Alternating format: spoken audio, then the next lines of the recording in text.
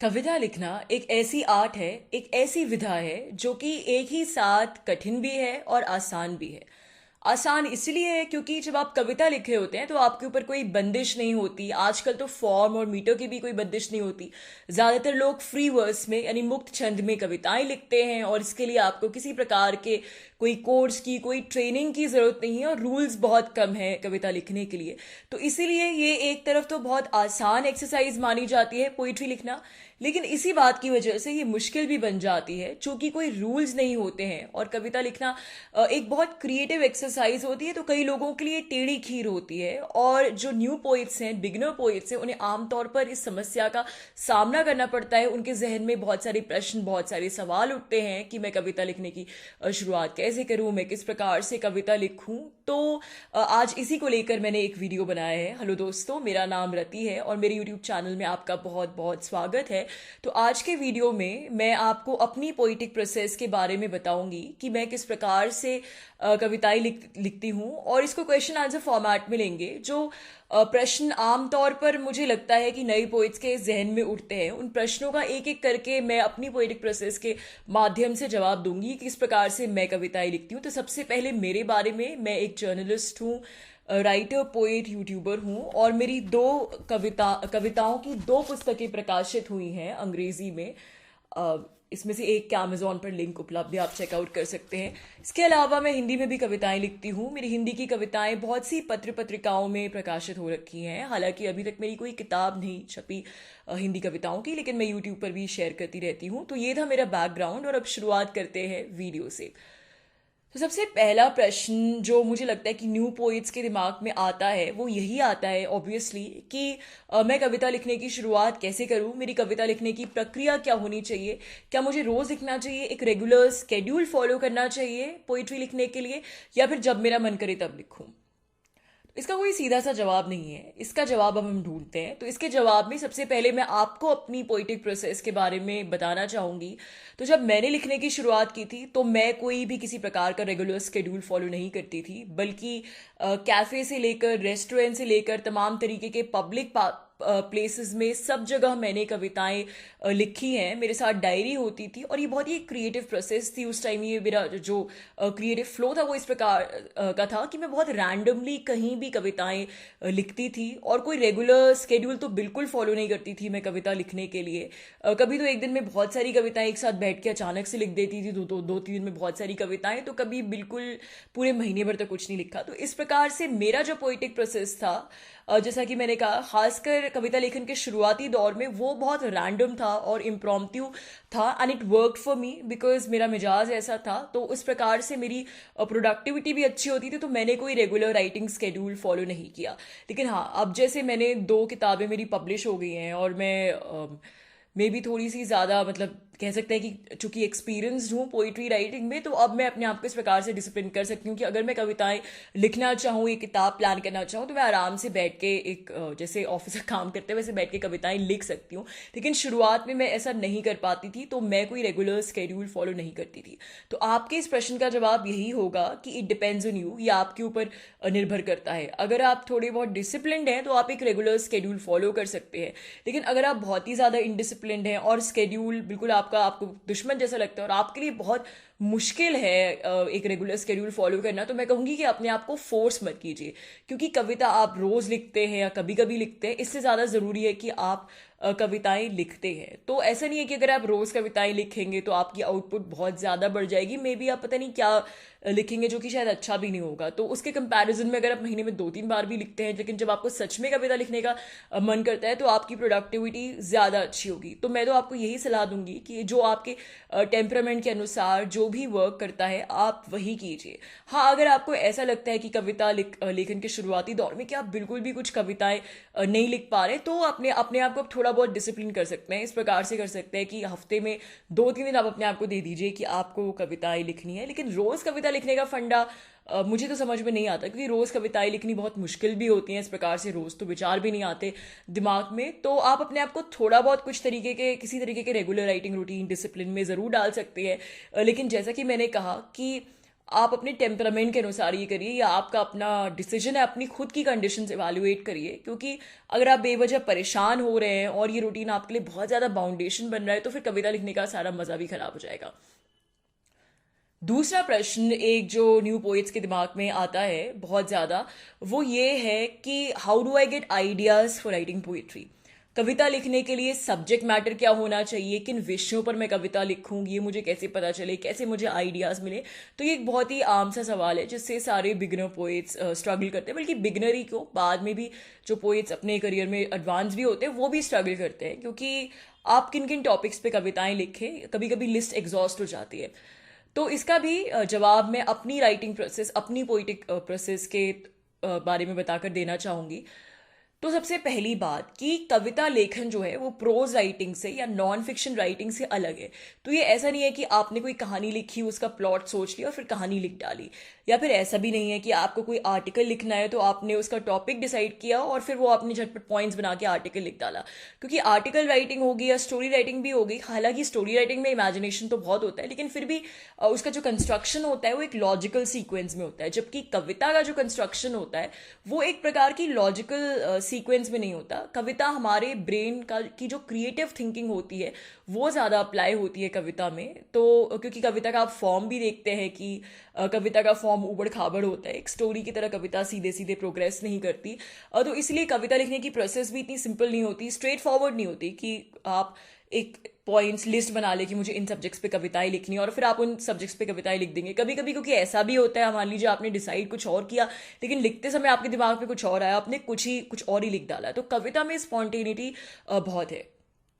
तो इसलिए मैं कहूँगी अपने एक्सपीरियंस के आधार पर कि कविता लिखने की जो प्रोसेस होती है वो इस प्रकार की होती है कि आप अपने जीवन में जिन भी अनुभवों से गुजरते हैं, जो भी आपकी रोज़मर्रा की जो लाइफ है उसमें आप चाहे जिन लोगों से इंटरेक्ट कर रहे हैं, जो नए एक्सपीरियंसेस गेन कर रहे हैं, या आप कहाँ घूमने जा रहे हैं अपने दोस्तों के साथ बैठ के कॉफ़ी पी रहे हैं, कोई कल्चरल प्रोग्राम देख रहे हैं, मूवी देख रहे हैं, कोई म्यूजिक कॉन्सर्ट सुन रहे हैं, पेंटिंग एग्जीबिशन देख रहे हैं, ताकि वॉक के लिए भी जा रहे हैं, एक्सरसाइज करें। तो बहुत सारी आपके जीवन में जो मिरियड मल्टीपल इन्फ्लुएंसेस होती हैं वही सब मिलके आपके कविता लेखन का मटेरियल प्रोवाइड करती है। यानी कि जो भी आपके नए अनुभव हैं, आपके दिमाग में ऑलरेडी आपकी कोग्निटिव कॉन्शियसनेस में जो पुरानी चीज़ें हैं, जो पुरानी मेमोरीज हैं, आपके नए अनुभवों के साथ वो इंटरेक्ट करके कविता लेखन का मटेरियल प्रोड्यूस करती है। तो ये सुनने में काफ़ी कॉम्प्लिकेटेड लगता है, लेकिन इसको सिंप्लीफाई करते हैं कि इसका सीधा सा मतलब ये है कि कविता लिखने के लिए, आइडियाज़ के लिए आपको कुछ नहीं करना है, बल्कि अपनी लाइफ ही जीनी है और नई नई चीज़ों को ओपन के लिए ओपन रहना है। और जो भी आप अपनी लाइफ में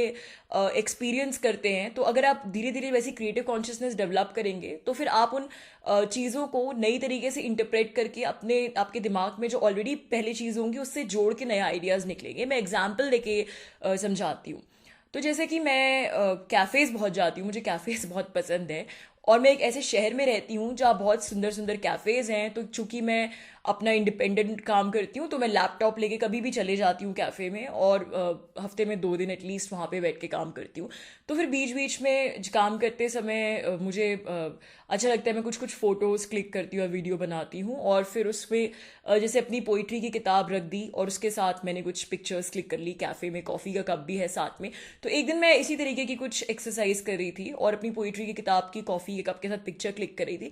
तो मेरे जहन में ये बात आई कि एक पोइट्री कैफ़े होना चाहिए। यानी कि बहुत से कैफ़ेज़ हैं जो कि अलग अलग थीम्स के अराउंड क्यूरेटेड है, म्यूज़िक के अराउंड और इसके अराउंड उसके अराउंड, लेकिन पोइट्री के अराउंड कोई कैफ़े क्यूरेटेड नहीं है। तो मेरे दिमाग में ये बात आई और मैं तुरंत फिर मेरे दिमाग में मुझे लगा कि इस पर कविता लिखनी चाहिए, और मैंने वहीं पे कविता लिख डाली, अ कैफ़े इन वर्ड्स। तो ये एक एग्जाम्पल है। अच्छा, दूसरा एक एग्जाम्पल ये है कि मुझे पाब्लो नरूदा एक बहुत फेमस पोइट है और जिनकी ओड्स बहुत मशहूर है। पाब्लो नरूदा की ओड्स, यानी जिसे हम कह सकते हैं कि यशगान, आप किसी चीज़ की तारीफ में कविता लिख रहे हैं। तो उन्होंने बहुत से नॉन लिविंग, किसी जीते जागते व्यक्ति के लिए नहीं बल्कि बहुत सारी नॉन लिविंग थिंग्स के लिए उन्होंने ओड्स लिखी। जैसे कि टमाटर को, प्याज को, नमक को, वाइन को, यहाँ तक कि मोजो तक उन्होंने ओड्स लिखी हैं। तो पाब्लो नेरूदा की ओड्स अगर आप गूगल करेंगे आप पढ़ भी सकते हैं, बहुत इंस्पायरिंग होती है और मुझे बहुत इंस्पायरिंग लगती है, उनकी बहुत बड़ी फ़ैन हूँ मैं। तो उसी से मेरे दिमाग में आया, तो एक तो पाब्लो नेरूदा की ओड्स, फिर एक दिन मैं एक रेडियो स्टेशन में इंटरव्यू देने गई, तो दोनों चीज़ों ने मेरे दिमाग में कनेक्ट किया और मेरा यूरेका मूवमेंट आया। मुझे लगा रेडियो पे ओड लिखनी चाहिए, क्योंकि मैं रेडियो के साथ पहले काम भी कर चुकी हूँ। तो मैंने an ode to radio poem लिख डाली। तो आप देख सकते हैं कि इन दोनों एग्जाम्पल्स में कैसे मुझे बहुत रैंडमली आइडिया आया, और जो नई नई चीज़ें मैं कर रही थी, जो ऑलरेडी मेरे दिमाग में प्री एग्जिस्टिंग नॉलेज थी, उसके साथ उनका रैंडम एसोसिएशन हुआ और मुझे पोइट्री लिखने के नए टॉपिक मिले। तो जैसा कि मैंने कहा कि क्रिएटिव कॉन्शियसनेस है पोइट्री लिखना, तो इसी तरीके से आपको पोइट्री लिखने के नए टॉपिक्स मिलेंगे और ये धीरे धीरे आपको आएगा कि आप किस तरीके से क्रिएटिवली चीज़ों को आपस में जोड़ें। और आपके पोइट्री लिखने के लिए आपके आसपास पूरी दुनिया ही पोइट्री के सब्जेक्ट से भरी पड़ी है, और फिर भी अगर आपको आइडियाज़ नहीं मिलते पोइट्री लिखने के और ये सब थोड़ा कॉम्प्लिकेटेड रखता है, तो सबसे आसान टिप है कि आप अपने जीवन से जुड़े अनुभवों के बारे में पोइट्री लिखिए। बहुत से लोग यही करते हैं कि अपने जीवन से जुड़े अनुभवों के बारे में ही पोइट्री लिखते हैं, और जब खास करके लिखने की शुरुआत करते हैं तो इससे आपका एक कॉन्फिडेंस होगा, और जो फिर कॉन्फिडेंस होगा तो आप दूसरी चीज़ों के बारे में भी लिखने लगेंगे। अच्छा, तीसरा प्रश्न जो न्यू पोइट्स के दिमाग में आता है वो ये है कि should I right on paper और डायरेक्टली ऑन कंप्यूटर, यानी कि मैं कविता कागज़ पर लिखूं, किसी डायरी में लिखूं, या फिर सीधे कंप्यूटर पर। और इस बात को मुझे लगता है थोड़ा ज़रूरत से ज़्यादा बतंगड़ बना दिया गया है कि कागज़ पर कविता लिखने से एक अलग फील आती है और आपको टेक्नोलॉजी से नहीं लिखनी चाहिए। तो मुझे ये बात थोड़ी सी ओवर रेटेड लगती है। मुझे लगता है कि आप दीवार पर लिखें, कागज़ पर लिखे, कंप्यूटर पर लिखे, माइक्रोसॉफ्ट वर्ड में टाइप करके, कैसे भी लिखे, कविता लिखनी ज़रूरी है। और ऐसा बिल्कुल नहीं है कि आप अगर लैपटॉप पर लिखें तो आपकी कविता जो है वो कम इफेक्टिव होगी, आपकी क्रिएटिविटी और इमेजिनेशन कुछ रुक जाएंगे। ऐसा कुछ नहीं होगा। मैंने अपनी बहुत सी कविताएं, इनफैक्ट मेरी जो सेकंड पोइट्री कलेक्शन है उसकी तो सारी कविताएं मैंने लैपटॉप पर ही डायरेक्टली लिखी हैं, लेकिन कुछ भी ऐसा नहीं है कि मेरा इमेजिनेशन कुछ रुका। और अब आजकल के समय में तो लोग टेक्नोलॉजी के यूज टू हैं, तो लोग इवन फ़ोन पे भी लिख डालते हैं मुझे लगता है। तो medium doesn't matter, your content matters, output आपकी मैटर करती है। तो आई थिंक इसमें इतना दिमाग लगाने की जरूरत नहीं इन फंडों में कि मैं पेपर पे लिखूं या लैपटॉप पे लिखूं। हाँ, ये ज़रूर है कि आप जब पेपर पे लिखते हैं तो ऑब्वियसली उसकी डायनेमिक्स थोड़ी अलग होती हैं, क्योंकि जो वर्ड्स पेपर डायरी में लिखते हैं तो उसकी जो चौड़ाई होती है वो कम होती है, तो एक पेज जो है बहुत पतला होता है, तो वर्ड्स किस तरीके से फॉल करते हैं, स्ट्रक्चर अलग हो जाते हैं। और लैपटॉप में जब आप लिखते हैं तो वर्ड फाइल बहुत ब्रॉड होती है, तो वो बुक के हिसाब से उस हिसाब से फिट नहीं होती। तो ये थोड़ी प्रैक्टिकल चीज़ें हैं, बट मुझे नहीं लगता ये कोई बहुत बड़ी समस्या है। और जैसे मैं अपने एक्सपीरियंस की बात करूँ तो मैं शुरू में काफ़ी लिखती थी डायरी में, डायरी ले जाती थी इधर उधर। लेकिन अब जो है मैं, लेकिन डायरी में लिखने के बाद भी मैं अपनी कविताएं जो है लैपटॉप पर ही ट्रांसफ़र करती थी। अब जो है मैं काफ़ी टाइम से डायरेक्टली लैपटॉप पर लिख रही हूँ, क्योंकि मैं कहीं भी अगर अकेले जाती हूँ तो मैं मेरे साथ ज़्यादातर लैपटॉप होता है, तो मैं उस तरीके से ही लिख लेती हूँ। तो मेरा तो सजेशन यही रहेगा कि मुझे ऐसा कुछ इसमें प्रैक्टिकल डिफरेंस नहीं नज़र आता। पोइट्री आपको लिखनी चाहिए, आप कहीं भी लिखें। हाँ, ये ज़रूर है कि आप अगर आपको लगे तो आप एक्सपेरिमेंट करके देख सकते हैं, कुछ स्टडी की दोनों तरीके की पोएम्स में क्या क्वालिटेटिव क्वांटिटेटिव डिफरेंस है, बट अदरवाइज मुझे लगता है जनरली आप इस पचड़े में मत पड़िए। और एज ए न्यू पोइट आपको जो मीडियम कंफर्टेबल लगता है आप मस्त उसी मीडियम पे होके लिखिए। एक टिप जो मैं ज़रूर देना चाहूँगी, हम रैप अप करने वाले थोड़ी देर में, तो उससे पहले एक टिप मैं जो ज़रूर देना चाहूँगी न्यू पोइट्स को, वो ये कि पोइट्री लिखने के लिए ये बहुत ज़रूरी है। ज़्यादातर लोग आपको ये एडवाइस तो ज़रूर देंगे कि बहुत सी किताबें पढ़िए और ये करिए वो करिए, मतलब जो आपकी अकेले बैठ के नॉलेज गेन करने वाली एडवाइस होती है। लेकिन मैं आपको एडवाइस दूंगी कि पोइट्री लिखने के लिए ये बहुत ज़रूरी है कि आप जो है वो पोइट्री ग्रुप से जुड़े, लिटरेचर ग्रुप से जुड़े, इस प्रकार की मीटिंग्स में जाएं, दूसरे लाइक माइंडेड क्रिएटिव पीपल और पोइट्स के साथ इंटरेक्ट करें। आमतौर पर कवियों को लेकर ये धारणा होती है कि जो कवि हैं वो अपनी दुनिया में रहते हैं और अकेले बैठ के कविताएं लिखते रहते हैं, लेकिन वास्तविकता में कवि कोई इतने एंटी सोशल नहीं होते, गैर सामाजिक प्राणी नहीं होते। इंट्रोवर्ट एक्सट्रोवर्ट तो कोई भी हो सकता है, वो एक अलग बात है। लेकिन जिस तरीके से म्यूजिशियंस और आर्टिस्ट कोलैबोरेशन से बेनिफिट करते हैं, उसी तरीके से कवि भी करते हैं। और जाहिर सी बात है कि जब आप पोइट्री अपनी कहीं परफॉर्म करेंगे जहाँ पर आप और भी बहुत से लोगों की कविताएं सुनेंगे, कवियों के साथ आपकी बातचीत होगी, तो आपके दिमाग में नए आइडियाज़ आएंगे, बहुत से नए विचार आएंगे आपको कि इस प्रकार से भी कविता हो सकती है। और मतलब बहुत सी तमाम चीज़ें डायनेमिक्स होते हैं जब आप लोगों के साथ इंटरेक्ट करते हैं, बजाय इसके कि आप खाली घर में बैठ के किताबें पढ़कर कविताएं लिख रहे हैं। तो मैं तो इसके लिए बिल्कुल वाउच करती हूँ, क्योंकि मेरा खुद एक हमारा एक पोइट्री ग्रुप है मून वीवर्स चांद के जुलाई करके, और जब मैंने ये पोइट्री ग्रुप स्टार्ट किया था तो उसमें एक उद्देश्य ये था कि इससे मुझे खुद इंस्पिरेशन मिली कविताएं लिखने के लिए, और इतनी मीटिंग्स करते थे। तो मेरी जो काव्य यात्रा है, पोइटिक जर्नी है, वो I completely owe this through the poetry group, because इस तरीके की मीटिंग्स में लोगों की कविताएं सुन के मैं बहुत मोटिवेट होती थी रेगुलरली पोइट्री लिखने के लिए। तो मुझे लगता है कि ये अप्रोच सभी लोगों के लिए, सभी पोइट्स के लिए बहुत फायदेमंद है। इसमें होता ये भी है कि जब एक प्रकार का पीयर प्रेशर होता है तो आपको लगता है कि यार मुझे इस मीटिंग में जाना है या फिर उस परफॉर्मेंस में जाना है, कुछ सुनाना है, तो फिर आप एक प्रकार से बाउंड हो जाते हैं कुछ लिखने के लिए। और कभी कभी वो बाउंडेशन अच्छी भी होती है, क्योंकि जब आप घर पे बैठे होते हैं, आप किसी ग्रुप के साथ कनेक्टेड नहीं, तो यू फील लेजी, फिर आपकी कविताओं की आउटपुट इस तरीके से नहीं बढ़ पाती। तो अगर आपके यहाँ कोई पोइट्री, अपने शहर में कोई भी आप लोकल एक राइटर्स ग्रुप ज्वाइन कर सकते हैं, और अगर ऐसा कुछ ग्रुप है नहीं आपके यहाँ, तो कम से कम ऑनलाइन ग्रुप्स आप ज्वाइन करके ऑनलाइन भी थोड़ी इंटरेक्टिविटी रखेंगे तो उससे भी कुछ बात बनेगी। या कुछ अपने दोस्तों को मिला के जो लोग राइटिंग वाइटिंग करते हैं, अपना खुद का एक छोटा सा ग्रुप आप बना लीजिए इस तरीके का, और आपस में आप इनफॉर्मली मिलके एक दूसरे को राइटिंग एक्सरसाइजेस दीजिए कि इतने टाइम में आपको कविता लिखनी है। तो इस तरीके की चीज़ों से मुझे लगता है कि पोइट्री लिखने की जो आउटपुट है वो काफ़ी बढ़ जाती है, और आपकी जब आप दूसरे लोगों के साथ मिलते हैं तो क्रिएटिव आइडियाज़ भी काफ़ी स्ट्राइक होते हैं।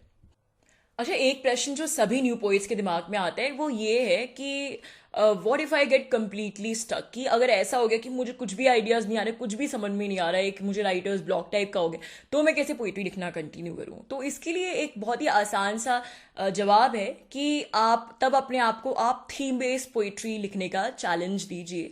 हालांकि मैंने पहले कहा था कि पोइटिक कॉन्शियसनेस, पोइटिक प्रोसेस अलग तरीके की होती है, अपने अपने को उस प्रकार से रूल से बाउंड नहीं कर सकते, लेकिन फिर भी अगर आपको लग रहा है कि आप कुछ भी नहीं लिख पा रहे हैं, तो आप अपने आप को कोई जेनेरिक थीम दे सकते हैं, और फिर अपने आपको चैलेंज दीजिए कि आपको एक हफ्ते में या 10 दिन में इसी थीम पर कविता लिखनी है। हाँ, थीम बहुत स्पेसिफिक नहीं होनी चाहिए, एक ओवर आर्चिंग थीम होनी चाहिए, और फिर उसमें आप कुछ भी अपने हिसाब से लिख सकते हैं। जैसे कि आपने सिटी शहर थीम ले ली कि आपको शहर के बारे में कुछ कविता लिखनी है। अब आप शहर को कैसे इंटरप्रेट करें यह आपके ऊपर है, लेकिन उससे आपका क्रिएटिविटी और इमेजिनेशन जो है वो स्टिमुलेट होगा। या फिर आपने अपने आप को नेचर थीम दे दी कि आपको नेचर के बारे में कुछ कविता लिखनी है, तो आप इस प्रकार से, ऐसी बहुत सी थीम्स है। टेक्नोलॉजी, अपने आप को चैलेंज करिए कि टेक्नोलॉजी के बारे में आप कोई कविता लिखे, तो आप इस प्रकार की नई नई एक ओवर आर्चिंग थीम जरूर ले सकते हैं, और फिर आपका दिमाग थोड़ा काम करना शुरू हो जाएगा, और जो मोटिवेशन आप लैक कर रहे थे वो पोइट्री राइटिंग में आ जाएगा। तो दोस्तों, आज के लिए बस इतना ही। अगर आपको कंटेंट पसंद आया हो तो चैनल लाइक जरूर कर तो वीडियो लाइक जरूर करिए, और चैनल को सब्सक्राइब भी करिए। Thank you so much for listening. Bye for now.